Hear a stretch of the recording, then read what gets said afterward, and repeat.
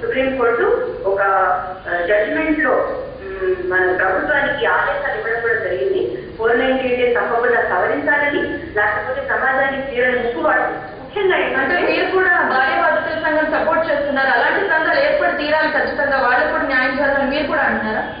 భార్య బాధితులు అనే మాటను మనం వాడటం మానేయాలి. ఎందుకు అంటే ఇది భార్య బాధితులు అంటే ఇప్పుడు మనం సమాజంలో భార్య మాత్రమే, కుటుంబంలో భార్య మాత్రమే, ఫ్యామిలీ అనగానే భార్య మాత్రమే అనే ఒక దీనిలోకి వచ్చేస్తాం. ఒక మహిళ తప్పుడు కేసు పెట్టినప్పుడు భర్త అతని కుటుంబంలో ఉన్న అనేక మంది బాధపడుతున్నారు. సో దానివల్ల కుటుంబాలు నాశనం అయిపోతున్నాయి. సమాజంలో తండ్రులు లేని పిల్లల సంఖ్య పెరిగిపోతుంది.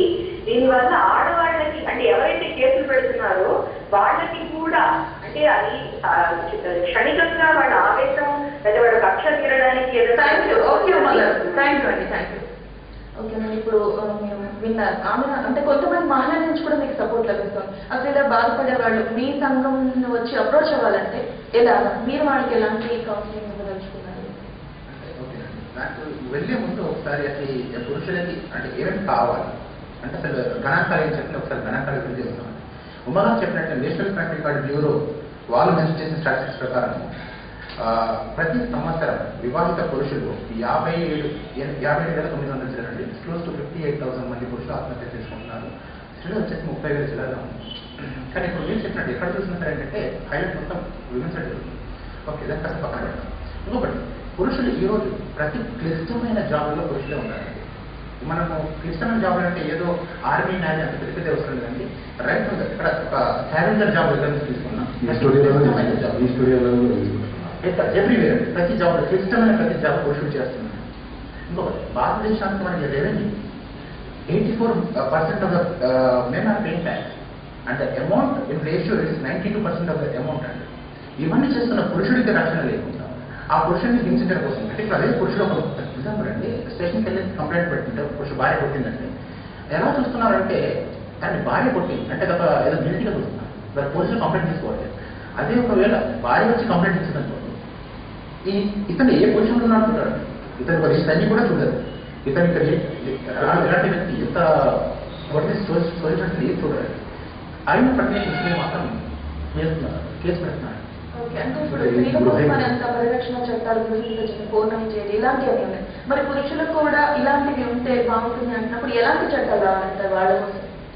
ముఖ్యంగా ఇప్పుడు 498 అనే చట్టం ఉందండి. ఏంటంటే భర్త చేత బాధింపబడ్డ భార్య, ఇంకొకటి 498 అని తీసుకురావాలి. అలాంటి చట్టాన్ని దుర్వినియోగం చేస్తున్న స్త్రీలు అని చెప్పి గుర్తించిన తర్వాత ఇప్పుడు ఒకటి ఏమవుతుందంటే 498లో 98.4% ఎక్విట్ అయిన తర్వాత ఎక్విట్ అయిన ప్రతి మనిషి ఈరోజు ఈ కేసు ఆల్మోస్ట్ ట్రయల్ చేసి 4 to 5 years నడుస్తున్నాడు. 4 to 5 years అయిపోయిన తర్వాత ఎవరు కూడా వాళ్ళు మళ్ళీ కోర్టుల దగ్గరికి వెళ్ళి ఇక్కడ నేను ఎక్విట్ అయిపోయాను. దట్ ఈస్ 499 సెక్షన్ అండి, defamation Indian penal code 499 section ఉందండి. ఇప్పుడు 500 సెక్షన్ ఉంది, పనిష్మెంట్ ఫర్ డిఫమేషన్ అని చెప్పేసి ప్రతి ఒక్కరు కూడా ఆ కేసు వేయాలి. కానీ ఎవరు కూడా ఈ రోజులో ఆ కేసు వేయడం లేదు. ప్లస్ ఇంకొకటి 181 IPC ఏం చెప్తుందంటే giving a wrong information are oath public servant. Police దగ్గరికి వెళ్ళి మీరు కంప్లైంట్ ఇచ్చారు, నా భర్త కొట్టడం చెప్పేసి అది కాదు, అది తప్పదు, అది క్రైమ్. ఇవన్నింటిలో కూడా 3 సంవత్సరాల శిక్ష ఉంది. మేమంతా వాళ్ళు వచ్చిన వాళ్ళకి ఏం చేస్తామంటే ఇప్పుడు బేసికల్గా వాళ్ళందరూ కూడా జస్ట్ నేరం ఆరోపించబడ్డారు. ఇక్కడ ఒక్కటి జరుగుతుందండి మన భారతదేశంలో ఏంటంటే అంతర్జాతీయ మానవ హక్కుల ఉల్లంఘన జరుగుతుంది. ఏదైనా నేరం ఆరోపించబడిన తర్వాత అతన్ని నిందితుడిగా నిర్దోషిగానే పరిగణించాలి. నేరం ఆరోపణ రుజువైన తర్వాత మాత్రమే అతన్ని దోషిగా పరిగణించాలి.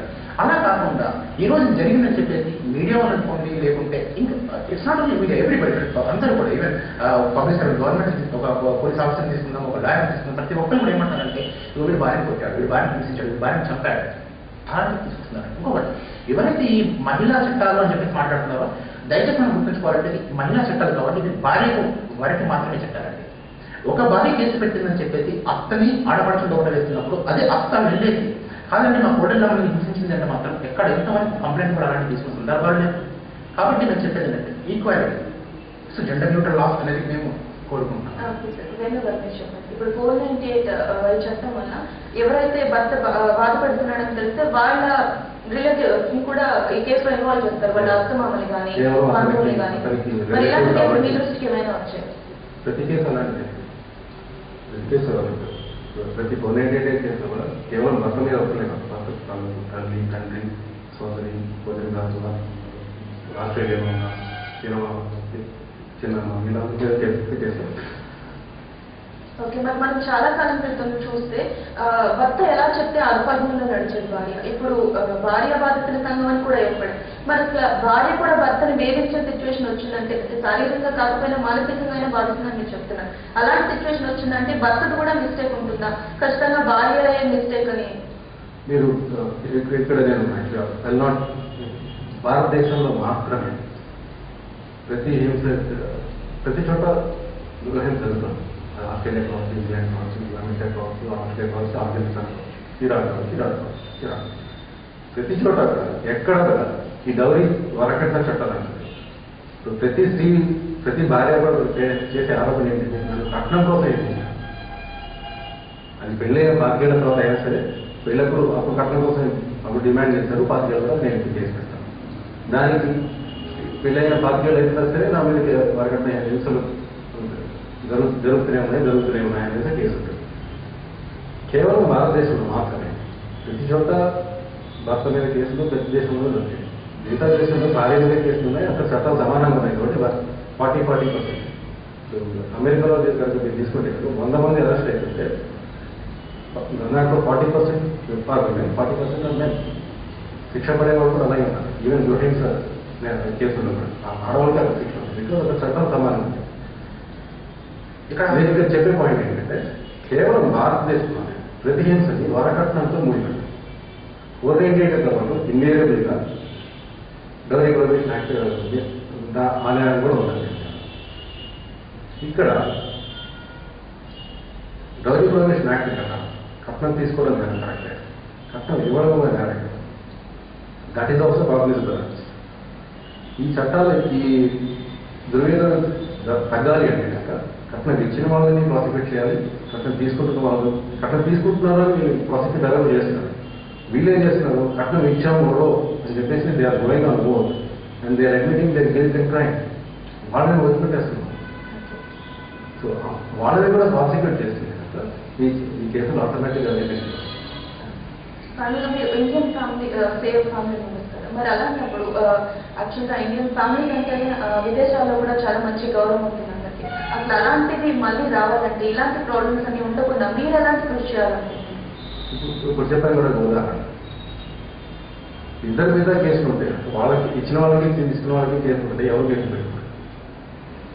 నాకు తెలిసి అధికారికంగా నేను చెప్పేది ఏంటంటే గృహ వరకట్న నిరోధక చట్టం 1947 నుంచి ఇప్పటి వరకు ఈ 50 ఏళ్ళలో కట్నం ఇచ్చిన వాళ్ళని ఎవరిని ప్రాసిక్యూట్ చేయాలి, కట్నం తీసుకుంటున్న వాళ్ళని ప్రాసిక్యూట్. ఆ రోజు ఈ దురాచారాన్ని రూపొందింటే కట్నం ఇచ్చిన వెంటనే వాళ్ళ మీద కేసు పెట్టేస్తే కట్నం తీసుకున్నాడని ప్రూవ్ అయిన తర్వాత వాళ్ళ మీద కేసు పెట్టారు. వీళ్ళని చేస్తున్నారు. అండ్ సెకండ్ ఈ దుర్వినియోగం జరగాలంటే actually we should go in to the root cause of the problem. సామాజిక స్థితిలో మారాయి. ఆ రోజు ఆడవాళ్ళు లేదు, ఈ రోజు ఆడవాళ్ళు లేదు. ఆ రోజు వాళ్ళ దృక్పథాలు లేదు, మనోభావాలు లేదు. ఈ రోజు వాటికి వీటికి ఎక్కడ పొందలే. టుడే ఆల్ మీరు ఏ యువతనైనా తీసుకోండి, ఇంకేం కావాలి అంటే she says only 2 things: financial Liberty, personal freedom. And she never talks with the responsibilities and rights. She only talks of the rights, she never talks with the responsibilities. కుటుంబం అన్నమాట rights ఉంటాయి ఆటోమేటిక్గా, but బాధ్యతలు నిరూపిస్తుంటే హక్కులు వస్తాయి. బాధ్యతతోటి ముడిపడిన హక్కు అట్లా కాకుండా నాకు బాధ్యత అక్కర్లేదు, హక్కు మాత్రమే కావాలనుకుంటారు. ఈ వాటన్నిటికీ ఉదాహరణ ఇవన్నీ ఎందుకు చెప్తున్నానంటే చాలా చిన్న కారణాలు ఉంటాయి. కొన్ని ఏంటి జాయింట్ ఫ్యామిలీ నుంచి భర్తను విడదీయాలి, ఆడబడుచుకి లేదా ఆడబడుచు ఇన్సూరెన్స్ పెళ్ళిగా రైట్. అలాగే ఇంకా చాలా కారణాలు మేబీ వివాహానికి ముందు వివాహానికి సందర్భాల్లో చాలా చూసామండి. ఒకరోజు ఏం జరిగిందంటే ఒక కాల్ వచ్చిందనమాట. ఫిజికల్ మెమరీ అపేరేజ్ అని చెప్పి సీనియర్కి వెళ్తుంది. సీఎం యాక్సెప్ట్ చేస్తున్నారు. ఏంటి అంటే అమ్మాయి పెళ్లి అయిన సెకండ్ మంత్ లోపల ఆమెకి ఎఫ్ఐఆర్ ఉంది, ఎఫ్ఐఆర్ అబ్బాయితో వెళ్ళిపోయింది. ఆ అమ్మాయి వాళ్ళ పేరెంట్స్ వచ్చేసి కంప్లైంట్ పెడుతున్నారు. ఎవరి మీద పెడుతున్నారంటే అల్లుడి మీద 490 కేసు పెడుతున్నారు. ఏమనంటే అల్లుడు కట్నం తీసుకురమని చెప్పి అన్నాడు, అందుకని అమ్మాయి ఆల్రెడీ పోలీసుల ముందు ఇంట్రాగేషన్ వాళ్ళు ఒప్పుకున్నారు, కాదంటే అమ్మాయి వేరే అఫైర్ నుంచి. కానీ ఆయన అలా ఉన్నప్పటికీ సారీ బట్ ఇలా ఎందుకు చేస్తున్నారు బయటికి వచ్చిన తర్వాత రేపు అమ్మాయి ఏంటి వాళ్ళు ఎవరో బాయ్ ఫ్రెండ్ తోటి పోయింది అంటే సొసైటీలో ఆమె రాబోయే చెడు దాని నుంచి తప్పించుకోవడం కోసం అల్టిమేట్లీ ఏంటి ఒకటి మీద ఎవరైనా అయిపోతుంది వాడు దొరికాడు అన్నారు. సో 498 అనేది ఇలా కూడా సరే తప్పిదాలని గౌరవప్రదంగా కప్పిపుచ్చుకోవడానికి కూడా అఫర్గా అంటే ఒకటి ఇక్కడ ఫినాన్షియల్ గా గవర్నమెంట్ కి ఎంత లాస్ అవుతుందని చెప్పడం కోసం అని చెప్పేసి బెంగళూరులో ఒక ఎన్జిఓ అండి 2009లో ప్లానింగ్ కమిషన్ కి ఒక మెమోరియల్ సమర్పించడం జరిగింది అనమాట. దీంట్లో స్టాటిస్టిక్స్ చేసిన మొత్తం అన్ని ఫినాన్షియల్ గా అంటే ఇప్పుడు 498 కేసు పెడితే ఫైటింగ్ వచ్చేసి not between husband and wife అండి, ఇది భర్తకి వర్సెస్ స్టేట్ ఆఫ్ ఆంధ్రప్రదేశ్ అండి. అక్కడ భార్య ఏంటంటే ఓన్లీ బాధితులను మాత్రమే. సో ఇప్పుడు విట్నెస్ అనమాట. అక్కడ కంప్లైంట్ ఎవరంటే state of Andhra Pradesh versus the husband. ఇక్కడ ఆ పోలీస్ వాళ్ళు అనుకోండి, లాయర్ అనుకోండి, అంటే గవర్నమెంట్ అనేది అప్పుడు ఏంటి చేసిన ఫాల్స్ కంప్లైంట్ కోసం అని చెప్పేసి ఒక 3-4 ఆఫీసర్స్ వాళ్ళు 3-4 డేస్ ఎంక్వైరీ చేయాలి. ఒక గవర్నమెంట్లో మనకు ఒక పబ్లిక్ ప్రాసిక్యూటర్ గారు ఆమె తరఫున వాదించాలి అండ్ ఒక జడ్జి గారు అగైన్ దిస్ టైం. దీనికోసం జరుగుతున్న అమౌంట్ అంతా వచ్చేసి 1827 కోట్ల రూపాయలు సంవత్సరానికి దుర్వినియోగం అవుతున్న అమౌంట్. కానీ నిజానికి యాక్యురసీ కావాల్సింది ఏంటంటే ఓన్లీ 87 కోట్ల రూపాయలతో మాత్రమే. అంటే ఒక 1700 చిల్లర కోట్ల రూపాయలు ప్రతి సంవత్సరం ఈ 498 చట్టం ద్వారా ఒక మన దేశంలో దుర్వినియోగం జరుగుతుందని చెప్పేసి కూడా దాన్ని కలిసి చెప్పాలి.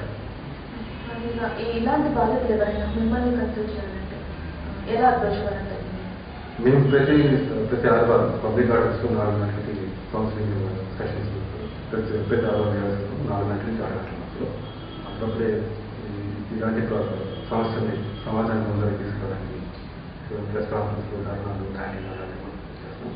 యాక్చువల్గా మొన్న ఇది గృహహింస నిరోధక చట్టం మీద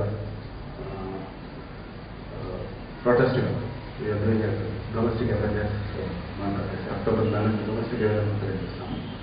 ఈ నెలలో మేము కడప సమాజ ప్రజలకు పంచుతాం.